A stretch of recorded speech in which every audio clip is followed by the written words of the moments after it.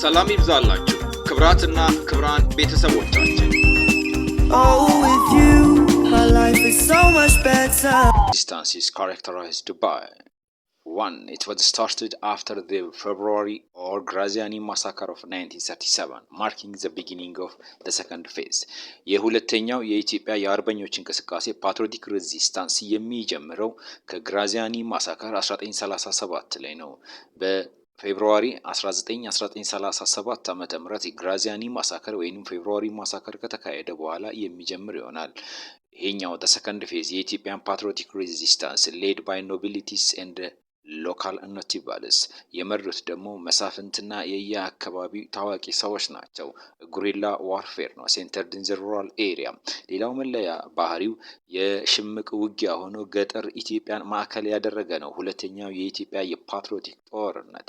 ስለዚህ ከመለያዎቹ ምንድነው ከተባለ የመጀመሪያው ፌብሩዋሪ 1939 ዓመተ ምህረትን መነሻ ያደርጋል። መሪዎቹ ትላልቆቹ መሳፍንትንና በየአካባቢው ታዋቂ ሰዎች የመሩ ሲሆን የሽምቅ ውጊያ ነው ገጠርን ማዕከል ያደረገ።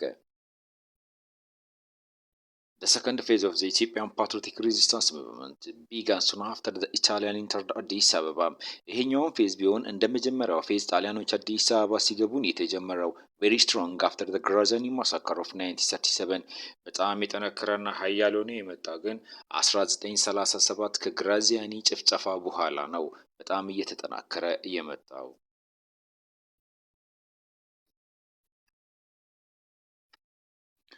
The second phase of the Ethiopian Patriotic Movement characterized by very strong in Gojam, በጌምድር፣ ጎንደር and ሸዋ በጣም የተጠናከረ ጦርነት ይካሄድባቸው የነበሩት ደግሞ እንደ ጎጃም፣ ሸዋና በጌምድር፣ ጎንደር አካባቢ ላይ ነው ከበድ ያለ ውጊያ ይካሄድ የነበረው።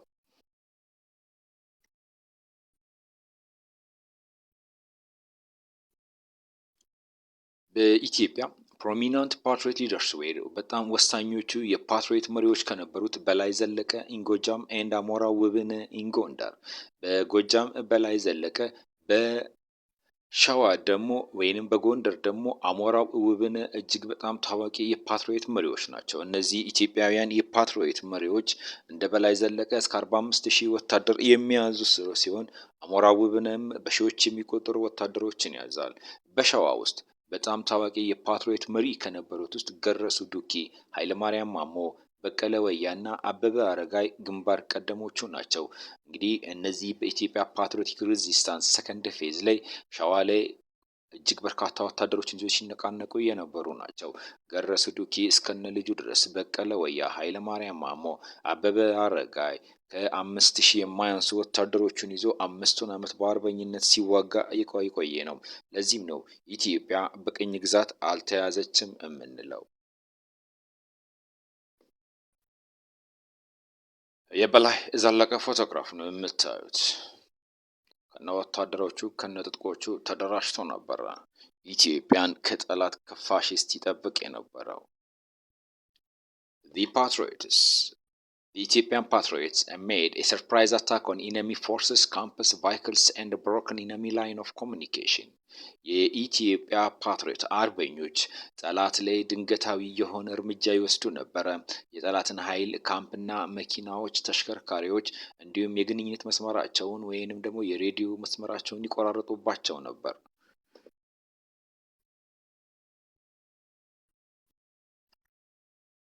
The patriots made a harass the Italians through rapid dispersing and regrouping.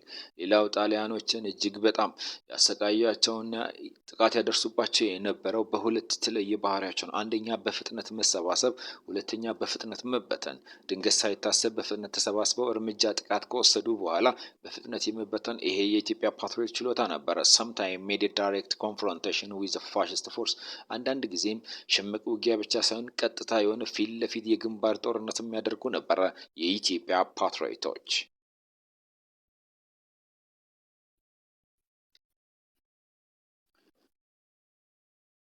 These are the Ethiopian patriots. እነዚህ የምታያቸው የኢትዮጵያን ፓትሪዮቶች ናቸው።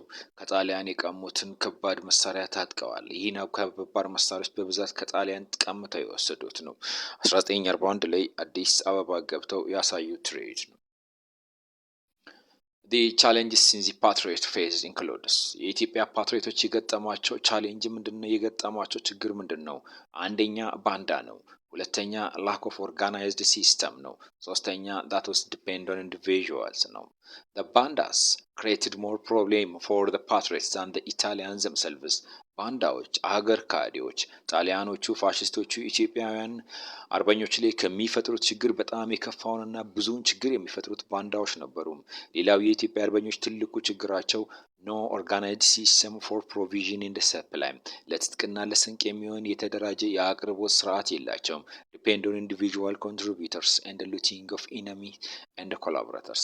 ስለዚህ ይሄንን ትግል የሚያካሂዱት የኢትዮጵያ አርበኞች በግለሰቦች ድጋፍ ላይ ተመርኩዘው እንዲሁም ጠላትን መዝረፍና የጠላት ተባባሪዎችን በመዝረፍ ላይ የተመሰረተ ነው የስንቅ የትጥቅና ህልውናቸውን ያካሂዱ የነበሩት ኢትዮጵያን patriots. The other challenges used to assign soldiers to peasant homestead for shelter and food. ሌላው የኢትዮጵያ ፓትሪዮቶች ትልቁ ችግራቸው የነበረው አንደኛ የምግብና የአቅርቦት ችግር በማጣታቸው አርሶ አደሩ ቤት ወታደሮችን በጥገኝነት በማስቀመጥ ነው። ወታደሮቹ ቀን ቀን ተደብቀው ይቀመጣሉ። ምግብ እና መጠጥ አርሶ አደሮች ያቀርቡላቸዋል። ሌሊት ጥቃት ይፈጽሙ ነበረ። some patriot groups engaged in farming to feed the combatants. አንዳንድ ጊዜም በረሃ የገቡት ፓትሪዮቶች ወደ እርሻ ገብተው እርሻ እያረሱ ተዋጊውን ይመግቡ ነበረ።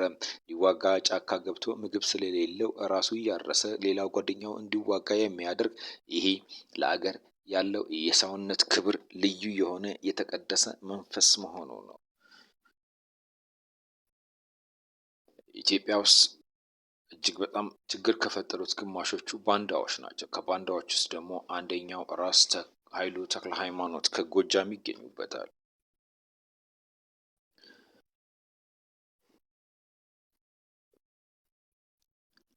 The bandas are the major obstacle in the Ethiopian patriotic resistance. በኢትዮጵያ የአርበኝነት ትግል ውስጥ ባንዳዎች ሁልጊዜም ከባድ አደጋና ችግር የሚፈጥሩ ናቸው። የባንዳዎቹ ዋና መሪ ወይንም ደግሞ የጣሊያን ቀንደኛ ተባባሪ ደግሞ የነበረው ጎጃም ላይ ራስ ኃይሉ ተክለ ሃይማኖት ነው። ከኃይለ ሥላሴ ጋር ባለው ግጭት የተነሳ የታላቁ ንጉሥ የራስ ኃይሉ ተክለ ሃይማኖት ወደ በረሃ ወደ ጣሊያን ከተማ ገብቶ የጣሊያን ቀንደኛ ባንዳ ሆነዋል። አዲስ አበባ ላይ የተደረገውን ዘመቻ በማክሸፍ ላይ ስራውን ተሰርተዋል። others who joined the Italian camp ሌሎች የጣሊያንን ካምፕ በተወሰነ ጊዜም ቢሆን የገቡት this includes ራስ ስዩም መንገሻ of ትግራይ የትግራዩ ራስ ስዩም መንገሻ ይገኙበታል። እንዲሁም ሌላው ደግሞ በዚሁ ላይ ተሰማሩት ራስ ጌታቸው አባተ ከሸዋ ይገኙበታል። እነዚህ others joined the Italian camp at least for a while በተወሰነ ጊዜ እንኳን ባንዳ ሆኖ በኋላ የሚሸሹ አሉበት። ራስ ስዩም መንገሻ ከትግራይ፣ ራስ ጌታቸው አባተ ከሸዋ፣ ደጃች አያሌው ብሩ ከሰሜን፣ አባ ጆቢር ከጅማ። እነዚህ ትላልቆቹ ግንባር ቀደም ባንዳ የነበሩ ናቸው።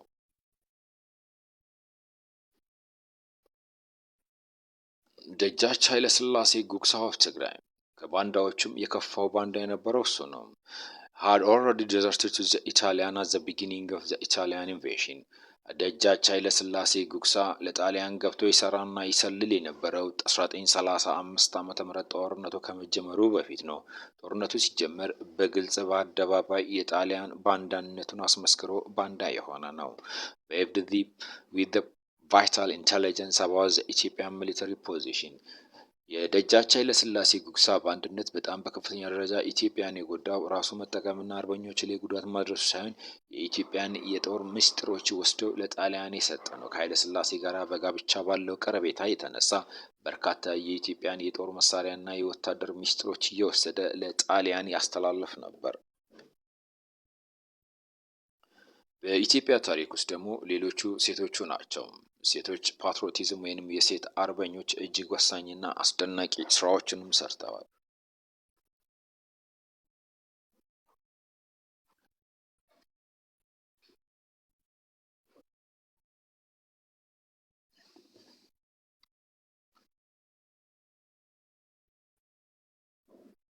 የውስጥ አርበኞች ሌሎቹ በኢትዮጵያ ታሪክ ውስጥ የውስጥ አርበኛ ሆነው የሚያገለግሉ በጣም በርካታ ሴቶች ነበሩ። የሚቀጥለው ርዕሳችን ሰብስክራይብ፣ ላይክ እና ሼር ማድረጉን አትርሱት። ወደ ሴቶቹ ገብተን የሴቶቹንና የባንዳዎችን ኢትዮጵያ ላይ የፈጠሩት ችግር የምናይበት ይሆናል። በጥቅሉ ግን ሲታይ the Ethiopian struggle was the guerrilla struggle including almost all province in Ethiopia ኢትዮጵያውያን ጸረ ፋሽስት ጦርነት ሲገጥሙ ጦርነቱ የጉሬላ ጦርነት ነበረ። የጉሬላ ጦርነት ነው ስንል የሽምቅ ውጊያ ነበረ። መላው የኢትዮጵያ ግዛቶችን ያካለለ ነበር። ኢትዮጵያንስ respective of ethnic and religious differences fought the invading force of Italy until 1941 ሌላው ኢትዮጵያውያን ብሔርና ቋንቋ ሃይማኖት ሳይለያቸው በአንድነት ሆነው ከ1936 እስከ 1941 ድረስ ጣሊያን ፋሽስትን ወግተውታል። ይህ የኢትዮጵያ ፓትሪዮቲክ ሬዚስታንስ ሙቭመንት ብለን ሁለተኛው ፌዝ እያየነው የምንገኘው የኢትዮጵያውያን ታሪክ ነው። ኢንፋክት there were also those Ethiopians who did the dirty work for the Italian were known as ባንዳ። ታዲያ በእነዚህ ሁሉ ጀግኖች መሃል ደግሞ ያንን አስቀያሚ ስራ ለጣሊያን የሰሩትም ባንዳዎች ኢትዮጵያ ውስጥም ነበሩ።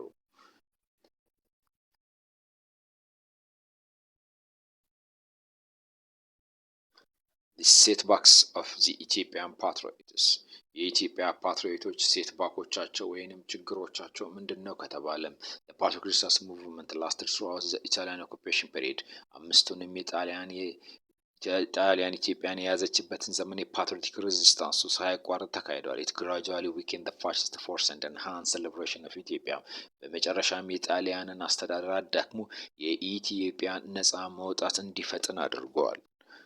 የኢትዮጵያ ፓትሪዮቲክ ሬዚስታንስ ሙቭመንት ባንዳና ዊመን ፓትሪዮቶችን እናያለን። መልካም ቆይታ ያንላችሁ። ይህ ዩናይትድ ኔሽን ሶሻል ጀስቲስ ነው።